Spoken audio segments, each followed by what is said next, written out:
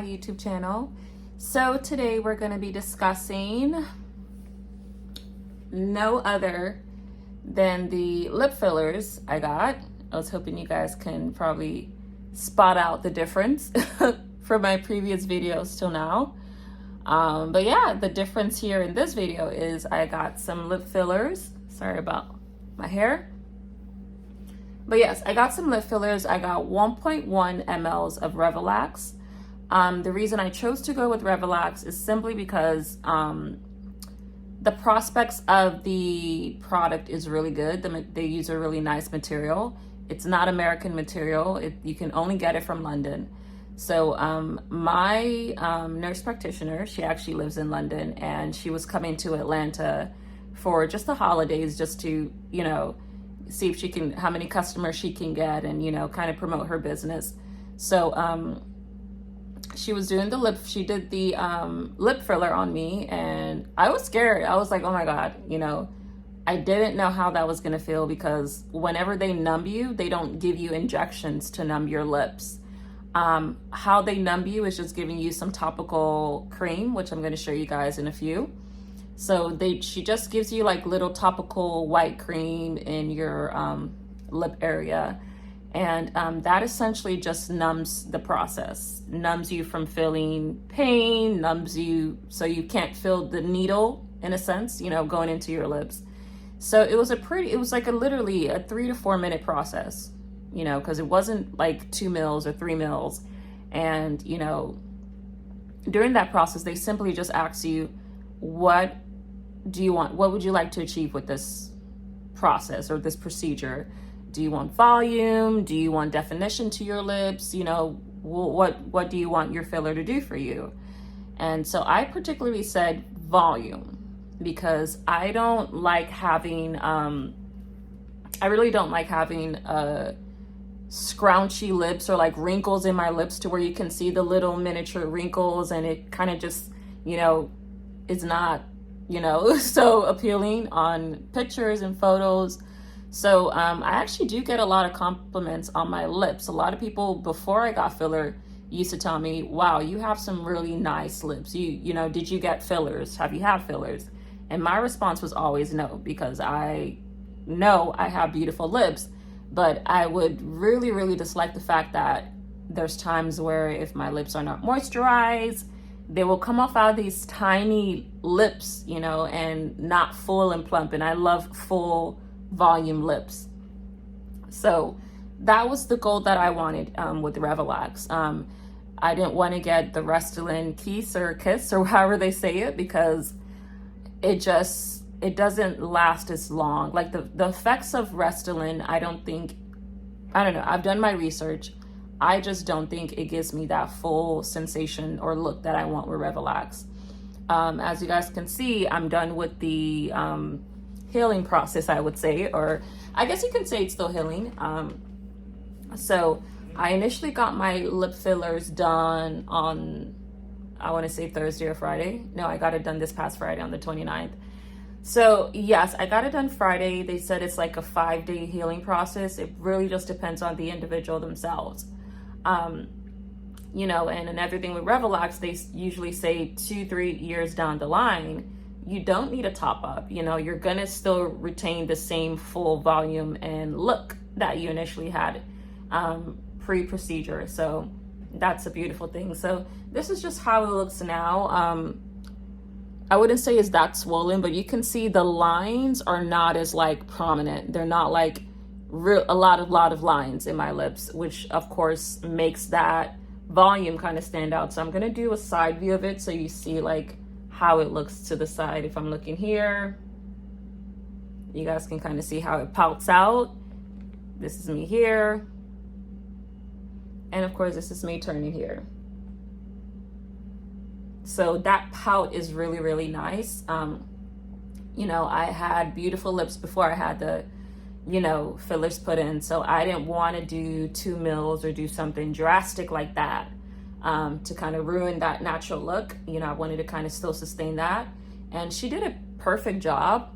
Now, one thing you do have to keep in mind with fillers, your aftercare is just make sure you're not like manipulating the area too much in a bad sense. You always want to keep this area moisturized. So one thing you can do to avoid migration is there's really no way to avoid it after you've gotten that treatment. It's up to the injector, and how experienced they are. So to avoid migration, you want to definitely have them not kind of go around the borders of your lips, because that's where you start to get the, migration back into like the folds of your lips and like right here. And, so that really just depends on the injector. Like I said, she was amazing with it. It was 1.1 ml, so it looks really good. I like it. I love my lips. And let's see if we make it to the 2-year mark, and if we still retain this volume and go from there. But yeah, that was basically the looks of lip filler. So yes, in terms of the pain, did I feel any pain during the session? I kind of did. It wasn't terrible pain, but because of course it's topical anesthetics, it's topical numbing cream, you're still gonna feel some sort of pain. It's not gonna be 0% pain. When she puts the needle in, you're gonna kind of feel that, honestly. So I felt it, and I was numb and waiting she put the numbing cream 30 minutes, and after 30 minutes I still kind of felt what she was doing throughout it, and pretty bothered by it. But I kind of figured if they're not injecting anesthesia into your lips or anything like that, then of course there's a chance you would feel it. But in terms of results, I like it. There is some kind of lumps like right there like right in those areas, but I would assume that's just the filler. That's how it typically is. Some people don't like it, but I don't plan to get my lips dissolved at all. I want to keep this the way it is. So yes, that's basically the essence of what I got. Now we're going to talk about the Botox. So as you guys may know, I posted a short about my Botox journey. So yes, I broke my Botox virginity, guys. Not a virgin no more in terms of Botox. So let me give you guys the preview of, how that process went. You guys are also going to get the clip as well. I'll include that here. But I basically got my glabella lines done as well. That's typically where the wrinkles form right here, where you try to make an angry face, like, see, I don't have any lines. Even if I try, I don't have it. And, I also got like a touch up on my forehead, so I actually saw some horizontal lines, and I made sure, she put a couple of units. Now, in terms of the numbers, I don't know. I don't know how many units, but I typically go with Dysport. Dysport lasts a long time. So the first time I got that initial Botox was like June, I think. I got it in June. Then I went for a top up 3 months after that, and I got, I went ahead and, I can't talk today, guys. I went ahead and got a top up on my forehead lines. Yes, so as you guys can see, there's no forehead lines, none of that. Now, the one mistake my Botox injector made was when I went in back in September for like, a little top up and, clearance, I wanted to get a eyebrow lift. I wanted a brow lift to where it's like I don't have hooded brows, because you guys can see like when I do kind of squint, there's like that fold right there, and there's an extra layer of skin, literally covering my natural eye sac. So I just wanted a lift right here. Now, come to find out, I didn't do my research, and I didn't know that you can actually inject 2 to 3 units just right here on your brow muscle right here. And that's gonna prevent that from kind of like closing in, because we have this ocularis muscle right here of your eye, and it helps you whenever you open and close your eyes. It retracts. It's a retracting muscle. So if you put like 2 to 3 units of Botox right here, you will kind of get a brow lift there. That's what the nature of that's supposed to do. So back to basics, I didn't tell her that, I told her I wanted a brow lift, but I guess she didn't know that this is a region you can put it in to achieve that look. So she went ahead and injected all of the areas here for like a prophylactic look, you know, so I guess like a preventative treatment for wrinkles, but it's like Botox wears off. It wears off, you know, and not even that, it was just pointless putting it there because I didn't have any wrinkles. I still don't have any wrinkles there, you know, so it was all kind of like, I don't know, a little weird. And you know, and that's just the thing. The less experienced your injector is, the more room there is for hiccups and mistakes and this and that. In this case, it wasn't such a big mistake. You know, she did get the areas right. She got the forehead, thankfully. It was just around this area, the ocularis, is where I was a little frustrated because I didn't get the uplifted brow lift. I didn't get that. And it kind of made me upset because it's like I just paid $100 for these units of Dysport and I'm back to square one. So I like to space out my top-ups. I don't like to get everything all at once. So, you know, and I couldn't go back and, you know, try to pay for more units because, like I said, it's only 2 to 3 units that are used to kind of, you know, not relax it, but kind of halt these muscles from depressing downwards. They're a depressive muscle. So I needed those 2 to 3 units, and I just didn't know that at the time. You know, I should have done my research, but Jesus Christ, never going back there again. And so, yes, after September, I did go back and get additional, and the areas she was putting is correct in terms of crow's feet. You do want to inject your Botox like right here. As a nurse, I knew that, but you know, I came in for a brow lift. I'm thinking that someone that has a master's, that's a licensed injector, would know the areas to give me a brow lift.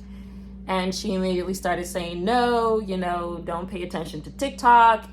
Those things may not be so accurate. And just started giving me the whole spiel. Like, if I do want a brow lift, I have to get PDO threads, you know, and we recently saw in the news how PDO threads is causing infection, HIV, you know, things that I don't want to contract. So, and that's just what she was kind of saying. And it's like, I feel like she just didn't want to say, oh, I don't know the areas for a brow lift, you know, like I don't think you're going to achieve a brow lift, you know. And she just kept saying that, like, in the long run, it's just not going to work.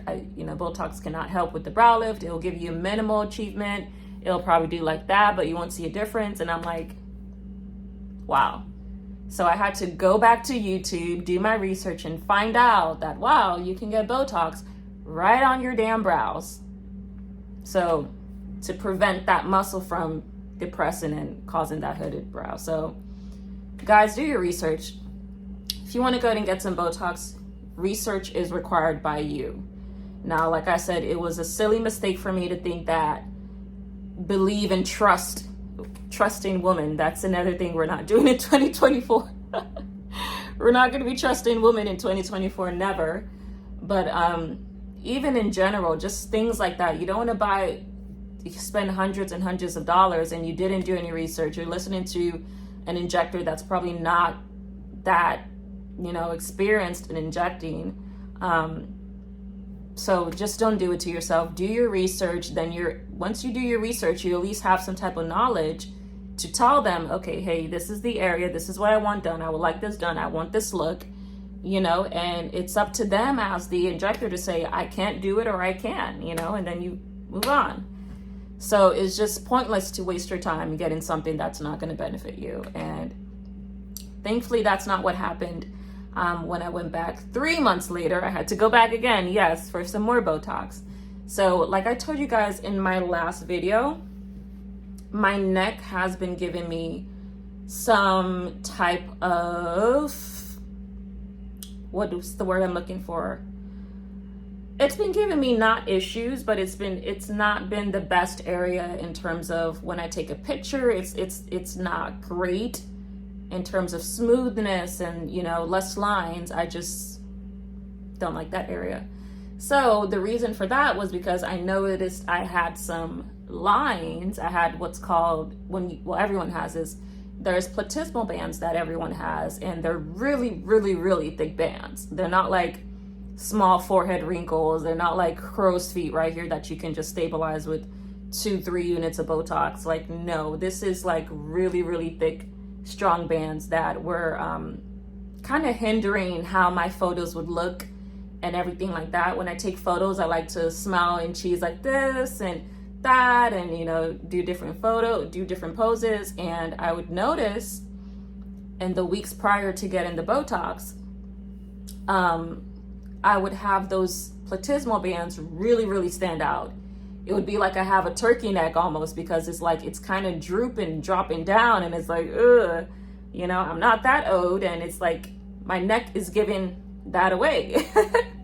You know, I like looking like a teenager, you know, so, but it kind of just gave it away at times in the photos. So I went ahead and got 60 units of Dysport in my neck. She used every single bit of Dysport because those bands are so thick. Like, it's not something that 10 units can even fix. It's not something that, you know, you really, really, really need to put a lot there to relax the muscles. Because every time you tense up, and you guys are going to see the video as well, every time you tense up or you take a deep breath, it shows, it's prominent. Anytime you cheese really hard, like, you know, that, it comes up, and it would do that for me. Some people probably don't have that issue, but for me in particular, you know, everyone's different. I would have that a lot, you know, and it would look really bad. So back to basics. The platysmal bands run from your lower jaw all the way down to your mid neck, you know, all the way down to your lower neck. So she had to put like 5 units just down and down and down, and I had to, you know, kind of like make the lines kind of come out in a sense. So I'll do like this, like, now it's 3 days after. I got this done on Friday. No. Did I get it done on Friday? When did I get this done? No, I got my platysmal pans done on Thursday, the 28th. So yes, and that was just to relax the muscles, because it was really, really bad, guys. Like, you would look at me and be like, oh my God, you know, I'm probably exaggerating, but that's just how it felt. Like, I'm gonna tense up right now so you guys can see. Now you can hardly see the band sticking out and screaming at me, but before it was just bad, and you're gonna see it in that video as well. Let me tense up again so you can kind of see it, but guys, it was bad. Now you kind of see it smoother. You see the lines are smoother. You don't see it as sticking out or anything like that. Like, it's smooth. I used to have the bands will start from right here, and you would literally see it, guys. It would just stick out. Now it's smoother. I'm talking, I can smile, I can cheese, and the neck is not bothering me. So moral of the story, you have to take care of your neck as well. Don't forget about it. Don't say it's not part of your face. Face and neck are a dual combo. I learned it the hard way, because it's not that I wasn't washing my neck. It was not that I wasn't maintaining my neck. I was, but in terms of trying to, like, if you have a wrinkle down there in your neck, you have to address it as well, because it's a dual thing. You can't make this look good and then your neck is terrible and looks saggy. You don't want that. So I literally look so good right now. I love it. Probably gonna get a touch up in 4 months. You know, I'm not getting no more Botox till April.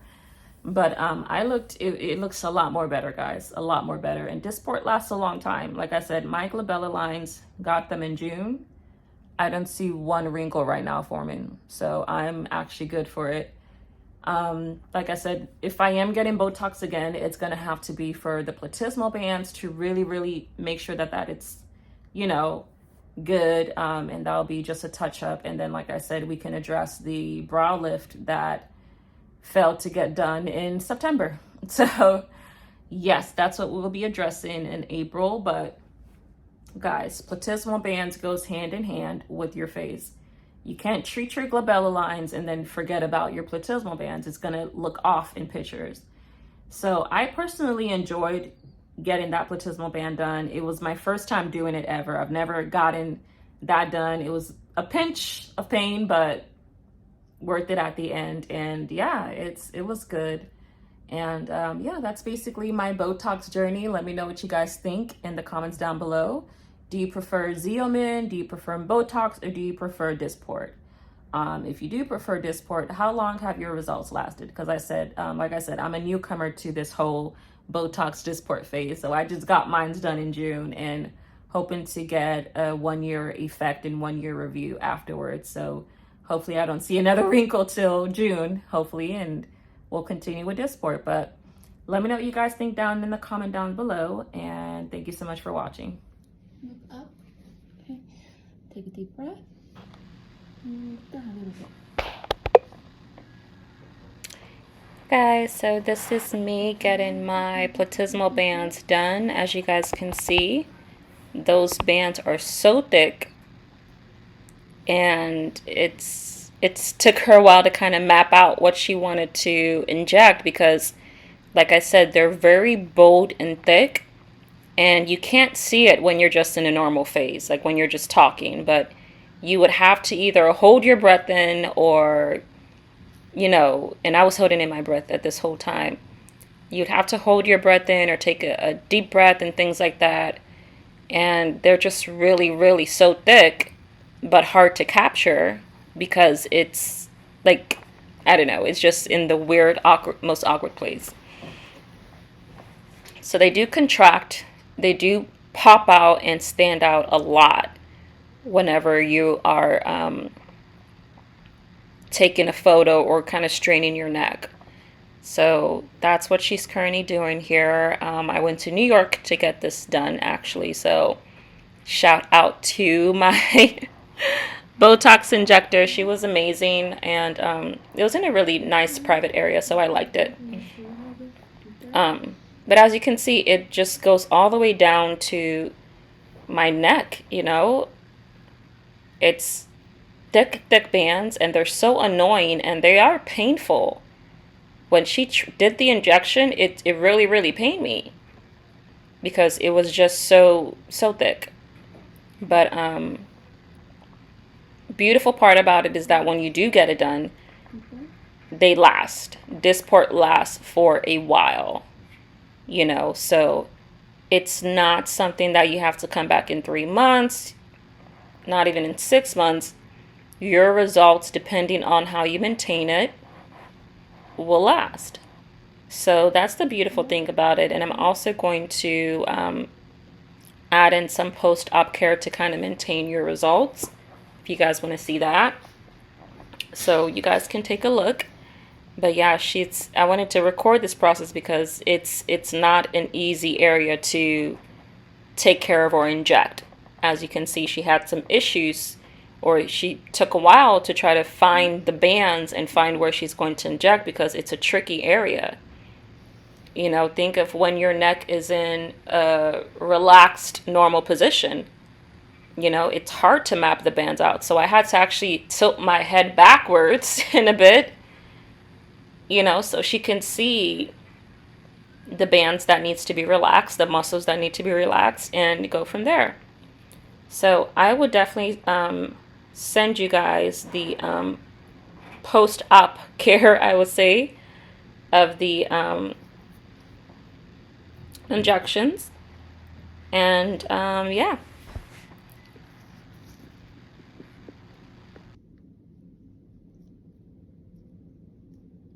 Relax. Breath. Okay. Good.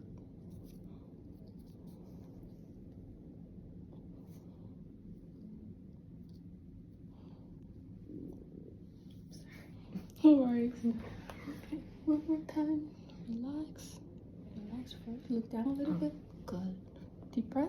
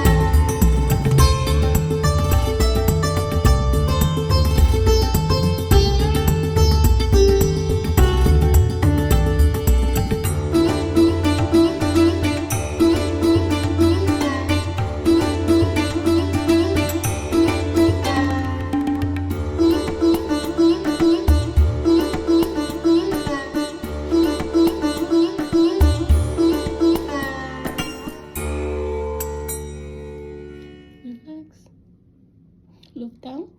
Deep breath.